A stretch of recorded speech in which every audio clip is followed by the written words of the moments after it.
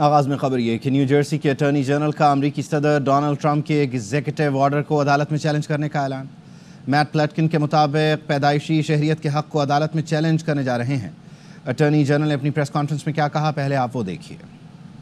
New Jersey is leading a group of 18 states, the District of Columbia, and the city of San Francisco in filing a suit to block President Trump's executive order eliminating birthright citizenship for many Americans. The executive order renders many children born on American soil without citizenship, creating for the first time a class of American-born children whose health and well-being are threatened by their own government. इसी सब पर बात कर लेते हैं। Bureau chief Washington DC Jahanzeb Ali हमारे साथ मौजूद हैं। जहांजेब, बताइएगा, मैट प्लेटकिन अकेले हैं या बाकी लोग भी तैयारी कर रहे हैं कुछ और एग्जीक्यूटिव ऑर्डर्स को चैलेंज करने की? जी देखिए, मैट प्लेटकिन के अलावा एरिजोना के अटॉर्नी जनरल है, वो भी इस वक्त एक प्रेस कॉन्फ्रेंस से खिताब कर रही है। उन्होंने भी सदर ट्रंप का जो हुक्मनामा है बर्थ राइट सिटीजनशिप के हवाले से अदालत में चैलेंज करने का ऐलान कर दिया है। और अटॉर्नी जनरल न्यू जर्सी ने यह भी कहा था कि सदर को बादशाहत की तर्ज मुल्क चलाने की इजाजत नहीं दे सकते। पैदाइशी शहरियत का हक इस मुल्क के बानियों ने दिया था और अमेरिका का आइन अमेरिका में पैदा होने वाले बच्चों को शहरियत का हक देता है। आपको बता दूं, उन्होंने ये भी कहा कि एक सियासी लड़ाई नहीं बल्कि कानून की बालादस्ती की लड़ाई है। अभी इस वक्त अटॉर्नी जनरल है एरिजोना की, वो भी प्रेस कॉन्फ्रेंस कर रही है। इसके अलावा कई दूसरी रियासतें जो हैं उनके अटॉर्नी जनरल अदालत से जो है ये केस दायर कर रहे हैं। सदर ट्रंप के हुक्मनामे को चैलेंज किया जा रहा है। आपको बता दूं कि आज नेशनल कैथेड्रल वाशिंगटन डीसी के अंदर एक दुआया तकरीब हुई थी सदर डोनाल्ड ट्रंप के लिए, और ट्रंप वहां बैठे रहे, दुआया तकरीब में शिरकत की। और जब वहां के बिशप आई दुआ करने के लिए, तो उन्होंने दुआ के बाद ट्रंप को ये कहा कि वो बर्थ राइट सिटीजनशिप ना खत्म करें, ये लोगों का पैदाइशी हक है। उन्होंने गेज एंड लेस्बियंस के हवाले से भी बात की और उन्होंने जो दीगर मामलात हैं जो इलीगल इमिग्रेंट्स को निकालने की बात है उस पर भी बात की, जिस पर ट्रंप को देखा जा सकता था वीडियो में कि उन्होंने अपनी अहलिया को जो है वो कंधा मारा जब बिशप बातचीत कर रही थी। और जब वो बाहर जा रहे थे दुआया तकरीब से, तो सहाफियों ने ट्रंप से पूछा कि आपको ये दुआया तकरीब कैसी लगी, तो ट्रंप ने कहा मुझे कोई इसमें ज्यादा अच्छी बातें सुनने को नहीं मिली। बड़े नाराज नजर आए नेशनल कैथेड्रल करते वक्त। एक और बड़ी अपडेट ये है कि मार्को रूबियो ने जो कि नए वजीर खारजा हैं, उन्होंने अमरीकी महकमा खारजा में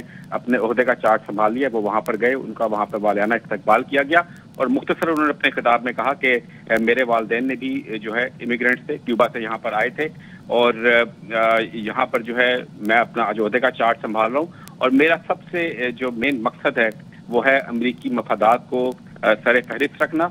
और उन्होंने ये भी कहा कि हम पूरी दुनिया के अंदर जो है अमन भी कायम करेंगे। एक और बड़ी अपडेट ये है कि सदर Donald Trump as a new president of USA अपनी पहली बाकायदा प्रेस कॉन्फ्रेंस आज शाम 4 बजे वाशिंगटन डीसी के वक्त के मुताबिक करने जा रहे हैं। अच्छा जहांजेब, बुनियादी तौर पर जो तारकीन वतन का मामला है उसको लेकर क्या मतलब पहले दिन ट्रंप का कैसा रहा, लोगों की राय कैसी है? क्या जो उन्होंने सोचा था, जो ट्रंप के वादे थे वो डिलीवर कर रहे हैं पहले दिन से ही? जी बिल्कुल ऐसा ही है। जो ट्रंप ने वादे किए थे उस वाले से जो है एक के बाद एक एग्जीक्यूटिव हुक्मनामा जारी किया जा रहा है। उन्होंने कहा था कि मैं WHO से बाहर निकल आऊंगा, वो निकल आए। उन्होंने कहा था पेरिस एग्रीमेंट से बाहर निकल आऊंगा, वो निकल आए। उन्होंने उस पर साइन कर दिया। उन्होंने कहा था कि अमेरिका में सिर्फ 2 जिन्स हैं जिनको अमेरिकी हुकूमत कबूल करेगी, एक मर्द और एक औरत। उन्होंने उस पर भी एग्जीक्यूटिव ऑर्डर पर दस्तखत कर दिया। उन्होंने कहा कि मर्दों को खवातीन के खेलों में और खवातीन के बाथरूम इस्तेमाल करने नहीं दी जाएंगे, उसके एग्जीक्यूटिव हुक्मनामे पर दस्तखत कर दिया। उन्होंने ये भी कहा कि नेशनल इमरजेंसी कायम की जाएगी अमेरिकी सरहद के ऊपर, उस पर भी उन्होंने साइन कर दिया। दीवार की तामीर दोबारा से शुरू होगी। पेरिस मुआहदा है, इस पर पहले भी तनकीद होती रही, गुज़िश्ता दौर में भी ये निकल गए थे इससे बाहर।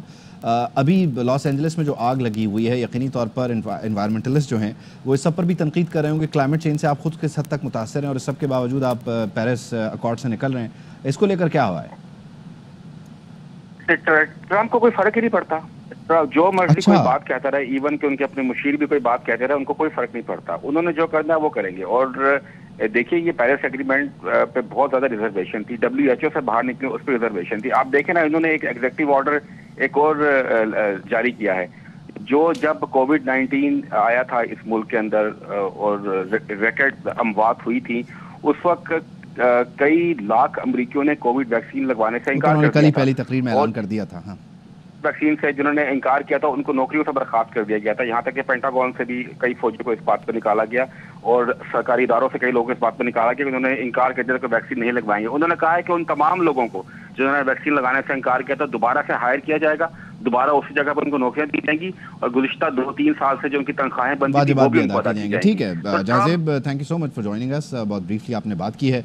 तो मुख्तलिफ रियासतों से जो अटॉर्नी जनरल हैं वो ख़ास तौर पर पैदाइशी हक़ शहरियत के मामले को लेकर अदालतों की तरफ जा रहे हैं। डोनाल्ड ट्रंप के एग्जीक्यूटिव ऑर्डर को चैलेंज करने का अटॉर्नी जनरल ने भी ऐलान किया है।